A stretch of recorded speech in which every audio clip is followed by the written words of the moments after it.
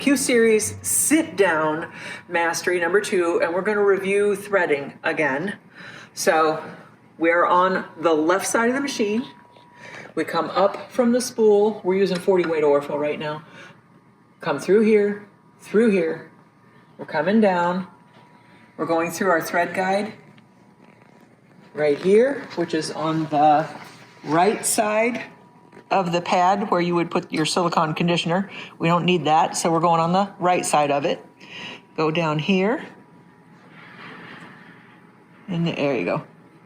Okay, straight across. On this little circle here, we're going to exaggerate that circle to make sure we're on the right side of the dual threading, because there's a dual thread path in there. Okay, then so just literally, I'm going to show you. Hold on here and just go like that. Okay. That's what I did. If you don't do that, you're going to end up sometimes on the second needle side, and you'll have tension issues and you'll have thread breakage, which is bad. Okay, so once you get through that right tension guide, you're going to come down here and up, and then through your take-up lever.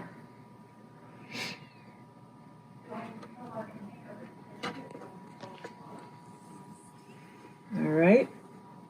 A lot of thread there. I do have a lot of thread. Okay, and then come down. Slide right under here to this thread guide.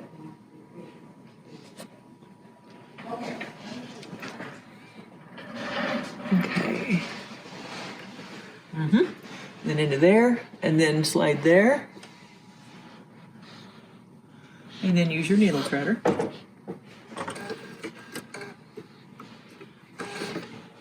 And off you go. There you go. You've got a thread cutter that you can pull your thread up to the side. Yep, just like that. And there you go. You're ready to stitch. All right, so that was just a quick review on threading. That was page 11 of your Mastery Workbook, which is available to download through the description portion. There's a link there of Q Series Mastery number 1 for the sit-down machines. Okay, and we showed you how to change the needle last time. We're going to skip the part about quilting on a frame. That is page 13 through 16. We'll show you that because we'll do this again on the long arm, the frame one. But we're just doing the table one right now. So here we go. So we're going to do some stitching on the table, and we have a quilt sandwich right there, kind of a small one. Your long arm foot, your thread, we're all good to go. First thing we're going to do is we're going to program the foot control with your securing stitch. So if you, touch the foot control, and then the securing stitch icon is the little knot. There you go. So now when you select your back kick, it will start your securing function. Do I need to hold the thread? Or? I usually do. Okay, now, because it did that and the foot lifted, now what you can do is you can reach right underneath there and you can pull your bobbin thread up. So why do you want to do that? Well, you don't want to have the little knot that sometimes happens when you start stitching on the back of your quilt sandwich. So that is an easy way to program your foot pedal to bring up that bobbin thread for you just by a back kick. We did that. Okay, now you can use your foot control again for securing too. So press and hold the back kick until the stitching stops.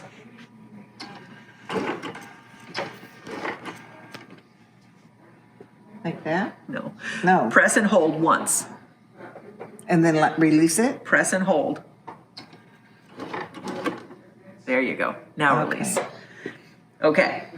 Now you can just start quilting. So we're on BSR 1. So BSR 1 is once you hit the gas, it'll start idling. So it'll ba-doop, ba-doop, ba-doop until you move. Until you start moving. We can set the foot pedal now to start this. So if you want to touch those two dots, Okay, now what you've just done, is you have set your foot pedal to start stitching. So you will just back kick, then take your foot completely off the foot pedal. Okay, And then it'll it's just you're stitch. just gonna go, okay, To stop, you touch the back kick again. okay. Okay. Whoa, we had broken thread. Stop. Kick, foot pedal. You're all good. Okay. So what just happened was it started idling, and the sandwich was moved a little bit, but not enough to make a difference, and it made a knot underneath the sandwich, broke the thread in the bobbin area, and had a goober in the bobbin area. So we just cleared out the bobbin area, reset. I'm gonna sneeze. No, I'm not. Okay, reset everything, and got going, made sure it was working. So one of the things Laurie just asked was, could we change it to BSR 2, which will not idle. It won't do anything until you start moving. So yeah, we can do that. So we just switched it to BSR 2, and now we've set the foot pedal again, so when she back kicks, it's gonna start stitching. So go ahead and back kick. There you go. Okay, and just kind of move around a little bit, get a feel for it. So if you look right here on the table, you'll see that there's 2 red glowing eyes showing through there.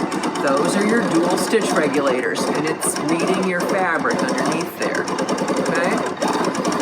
So you're just gonna wanna kind of get a feel for it, and some people like working in BSR 1, some people like working in BSR 2, some people like working in manual. So again, BSR 1, it idles when you stop moving. BSR 2, it waits for you to move before it starts doing something. So Laurie asked for it to be changed to BSR 2, which we did. Okay, so let's talk about how we're gonna secure. So let's say you're done. Let's say you just finished all of this. So go ahead and exit this.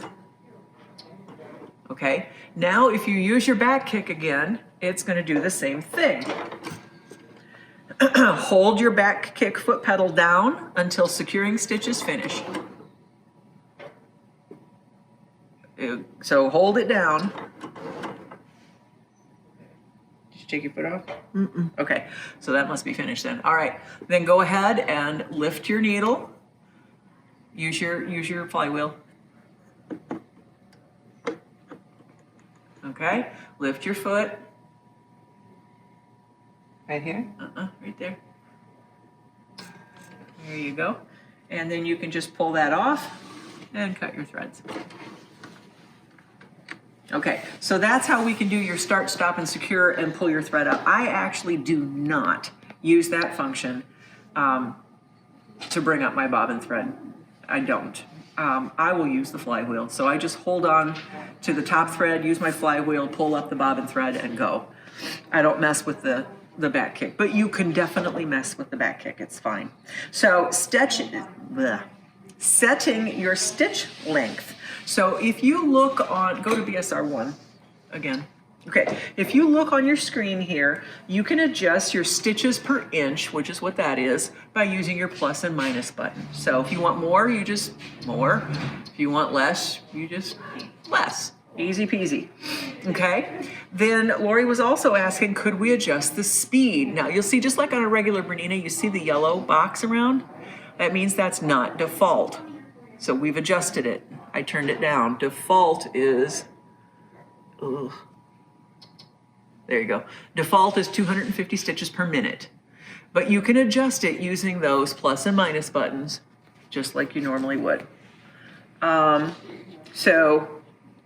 What is the normal stitch length? Most of the default in here is 10. 10? So if you touch BSR 2,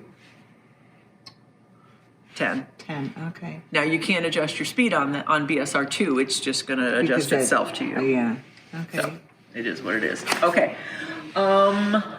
Start stop function, I already showed you how to do that. So let's say you want to, BSR modes we already talked about. BSR 1, it idles, so it's constantly moving. And then when you start moving the fabric, it'll start catching up with you speed-wise. BSR 2, the needle doesn't move until the fabric moves. BSR 3 is your, of course, basting. We talked about that last time. And you can do, you can do 1, 2, or 4 stitches per inch. And then manual is, it's not on stitch regulator at all. So if there are those of you who just cannot live without a glider, you could put your glider on and operate your Q series machine with your glider, slider, supreme slider, whatever you have, because it doesn't matter that your stitch regulator is covered up because you're not using it in manual mode. Now, on the other hand, you're going to get big and little stitches, so you have to control your speed to make your stitches even. So until you have kind of trained yourself to do the speed the way you need to do the speed, I would not go into manual mode. And this is slick. You don't need a slider on this. You just don't need it. On that, would it be manual mode that you use rulers? No. No. No. Even I don't. Even the BSR 1 or 2, then you can use the rulers, but you would have a different foot. BSR 2 is better for rulers because you don't want it to idle while you're repositioning your ruler because you get a whole bunch of stitches. But BSR 2 is what I use for ruler work, and that's a really cool thing about the Q series sit down and the long arm is that you can do ruler work with a stitch regulator. So that is, you can't do that on a domestic Bernina. The stitch regulator is a foot itself. The ruler foot is a foot itself. You can't use 2 feet on your machine. On this machine, because the stitch regulator is built into the base, you can use the ruler work foot and you can use the stitch regulator. So your ruler work quilting, your stitches are all going to be just exactly the way you like them, nice and even for ruler work. So you can do beautiful ruler work. As a matter of fact, we were doing ruler work for one of our videos. So this is ruler work right here, done using the stitch regulator. So you can see how nice and even all of those stitches are because we were using the stitch regulator along with the ruler work foot. Okay. Okay. Okay, why don't we try this exercise right here? So we were just in BSR 2, but let's try this exercise right here. So this is on page 19. It talks you through the different BSR modes. It talks you through basting. We don't need to demonstrate basting. Y'all know what basting is. It's either really big or semi-big stitches to hold your quilt sandwich together. Start in the middle, work your way out. BSR 2, what we're going to do is select BSR 2. Okay? You're going to set your stitch length as desired. So how long do you want your stitches to be? 10. That's fine. Okay, we'll leave it at 10. Okay? Bring your bobbin bobbin thread up. Now on this exercise, let's start here and bring your bobbin thread up at the top here. Okay, so remember, you're going to back kick. Back kick. Okay, and you should have your bobbin thread there. You got it? Yeah. Okay. So now we're going to do just a wavy line. Just like this? Yep, a wavy vertical line. So you're going up and down. Do a wavy vertical line about 8 inches long. Okay. Here. Put my needle. All you got to do is do back kick. Now, am I going to wait and let it until it stops? Or I'm just going to do this? Okay. So just make your wavy line about 8 inches down. When you get 8 inches down, turn to the right and go that way. Yep, go out to the other side now.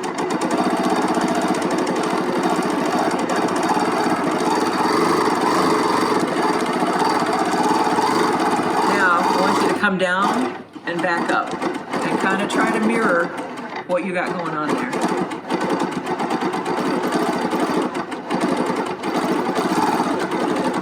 Like a drunken sailor.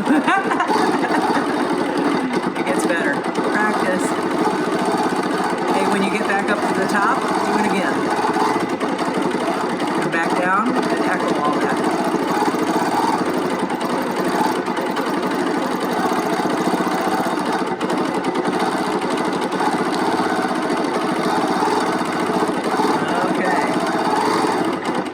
Let's finish her off. Just hit your stop button. Okay. Now, I'm gonna point this out. I don't know if everybody could see this, but Laurie had her shoulders up like this because she's tense. To say the least. Drop your shoulders. Relax.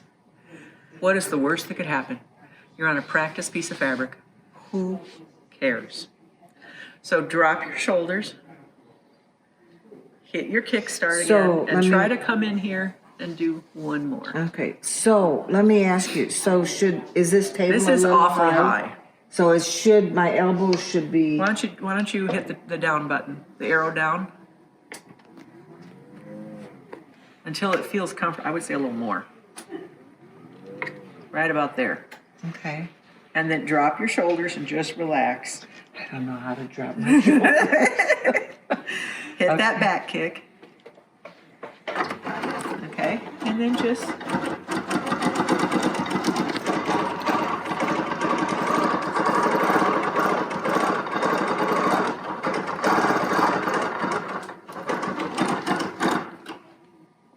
I saw that shoulder drop.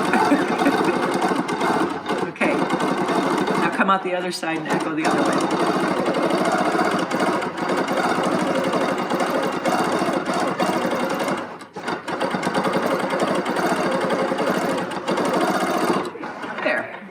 That feel a little better? Mm-hmm. Yeah. So the more you do that, the better it's going to feel and the more control that you'll have. You just got to get used to the machine and you got to get used to how it feels to move your fabric in different directions as opposed to just straight back and forth. Okay. All right. This isn't going to win any ribbons right yet. Well, I don't know. So if you were, let's say you had a tree trunk on a landscape quilt and that was your bark. It's a big tree trunk. It's a big quilt. Anyway, okay. So let's come off of that sandwich. Let me get you a little bit bigger sandwich. You might have a better time navigating with a bigger sandwich. So do you want me to back kick? Back kick. Back kick down or back kick down until it finishes your set stitch. Okay.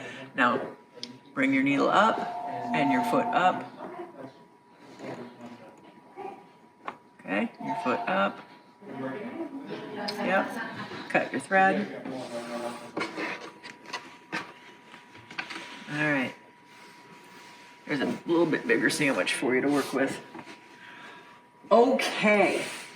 So we could do straight line quilting if we had a ruler bit foot, which I'm not sure where my ruler bit foot is because somebody horked it. I had it out here. Here it is. Okay. So go ahead and put that foot on.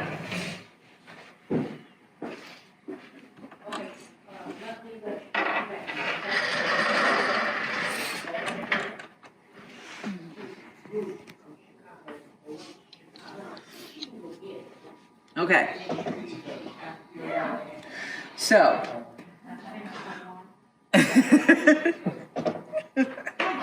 Okay, so we have foot number 96. So foot number 96 is the ruler work foot for the Q series machines, and it is the one with the deeper cup that allows you to run your ruler up against the foot.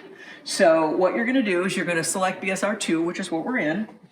You're gonna set your needle to stop down, which is what we did. We're on page 21, by the way. Start at one end of your, go sideways, I think. Like this? Mm-hmm. So lower your foot and lower your needle in the fabric. Should I be over here? Yeah.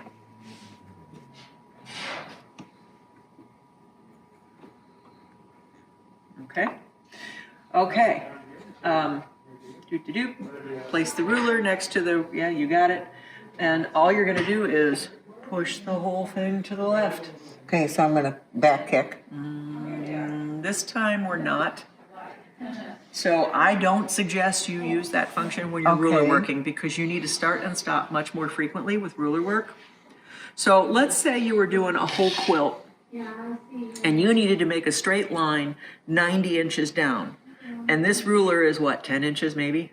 you would have to stop 9 times at least, probably 10 or 12 times, because you're not going to do the whole length of the ruler yeah. to reposition. So if you're using that back kick, you have to constantly like this. Right. Whereas if you're using the foot pedal, you can just ease off every time you want to stop. Okay, so we're gonna use the, You're going to use your foot pedal like normal for ruler work. Okay. And then just, there you go.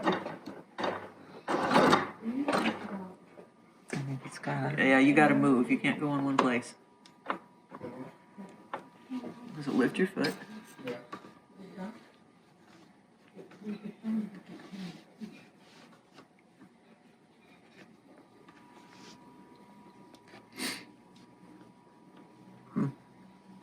Break it. Here, wait.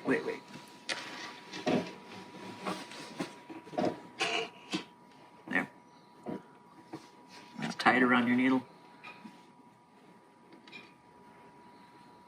All right. Here, wait. You're tied around your needle. Yeah. Listen here, you little booger. Come out of there. There we go. Okay. Now let's just make sure that's out. Okay. Now, go ahead and use your back kick foot pedal first. Just one. Okay. To get that, your bobbin thread up. Okay. Bring your bobbin thread up. I don't know why the book doesn't say to do that, but it's always better to start ruler work that way. Now go ahead and lower your foot and needle down.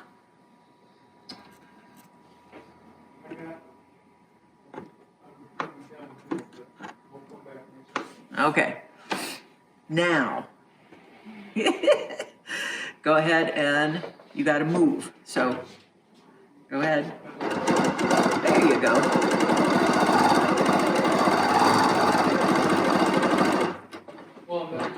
See how I meant? Yeah. So the foot pedal is just easier to, there you go. Okay, so if you want to keep going, then you would just slide your ruler further that way, other way, and just keep going.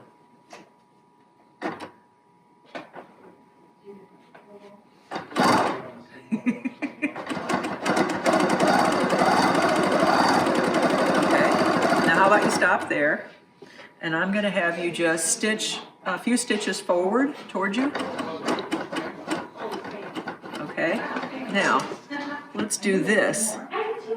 See how I'm lining up that first line on the ruler with, So now what you're going to do is stitch a parallel line going back the other way.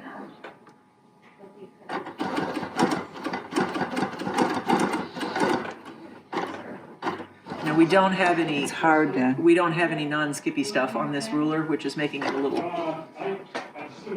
more difficult.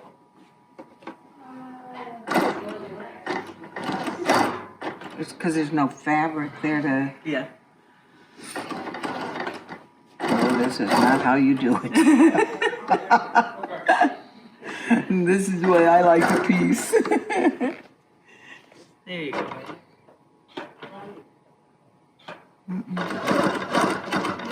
So would a glider be better? No. No.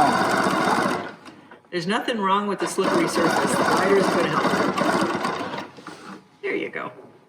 What we need some grippy stuff on the back of the ruler because the ruler's slipping on you, but that's fine. You get the idea. Yeah. There. Okay, and then like if you wanted to do this, You could do a wavy thing. You would Absolutely. just bring it like this. Uh-huh. Yep.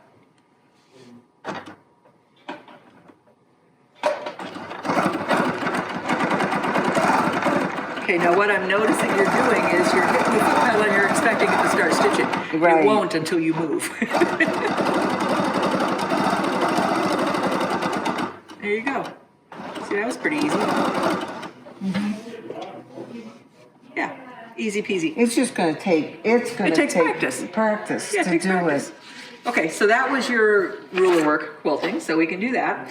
On page 22 and 23, there's some examples of batting, different types of batting, and then there's some reference materials about different types of thread, bobbin thread, top thread, thread for quilting, what to do when your thread breaks. Guys, thread breaking is a big thing with long arms. So if you stitch too quickly in one place, you're gonna break thread. And you're going to have a big goober in the bobbin. That's what I did. Yes. Yeah. If you have the wrong size needle in with the wrong size thread, you're going to break thread. If you've got an old needle in, you're going to break thread. If you've got a burr on your bobbin case because you had a needle strike and it caused a little rough place, or on your foot, you're going to break thread. So anytime you have thread breaking issues, if you're using old thread, you're going to break thread. So it's just frustrating. It's so frustrating when you're quilting to have thread breaking all the time. So here's a nice little exercise in here, page 23. Slow down. Higher speeds and some threads don't mix. Rethread. Always unthread your bobbin and your top. Rethread both. Making sure that you get into that far side for your thread path. You're going to change your needle. Make sure you have the right size needle for the thread you're using. Lower your tension if you need to. Your tension may be too high. Or change to another brand of thread. So lots of things to try. Page 24 is reference materials on needles, types of needles to use with what types of threads. Are these just regular needles? These are just regular domestic machine needles, the same needles you use on your regular machine. And then you've got a nice needle chart right here that tells you what all these different needles are used for. And then on page 27, I'm going to switch seats with you. Yeah, that would be very good. On page 27, it is showing you some examples of patterns to try. Do you want this foot? Oh, yes, I do. Thank you for that. Thank you, thank you.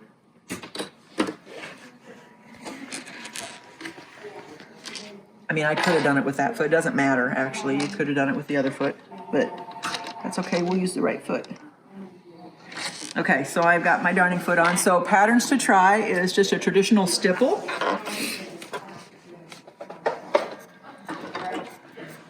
Okay, so we're going to do a traditional stipple. The stipple is you're just moving around like puzzle pieces. So you're making sure you don't cross over yourself, and you're making it look like you're doing a jigsaw puzzle. That's a good exercise to try, and it's a good overall, it's a nice fill stitch.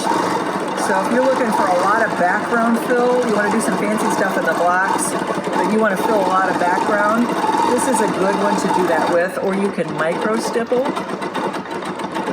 You want to slow down if you're going to micro stipple, but you can get pretty small with your stippling stitches and fill a lot of territory. So that's one example. That's this one. And then pebbles is also a really good one to do. That fills a lot of space easily. So pebbles, you're going to do a big circle and a little circle and a big circle and a little circle and maybe another little circle. And come in here and do a big one. I mean, however, whatever floats your boat, you're going to do that, and it'll fill a lot of space. And I wouldn't use a contrasting thread like I'm using to do pebbles with, but you can fill a lot of space pretty quickly doing pebbles or bubbles. Or this is another good fill stitch that I like. This is what I call my wax on, wax off. So right, left, right, left, right, left, right, and left. So you're just rotating which direction you're filling with. That fills a lot of space too.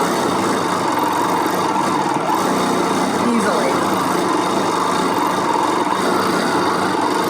Okay? Then this last one they have down here is showing you back and forth sashing. That's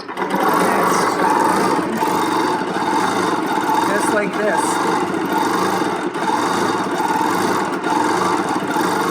And you can do that in different sizes. You can do it closer together, smaller, larger. Whatever you need to do to fit whatever. I mean, you can do really big.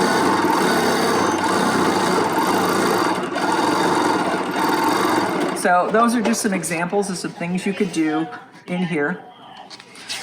And then there's even more. Paisley, which is kind of a feather, leaves, ribbon sashing, hearts, swirls, all kinds of things to work your way into. Just practice, just play with it, guys, just play with it. So, easy peasy.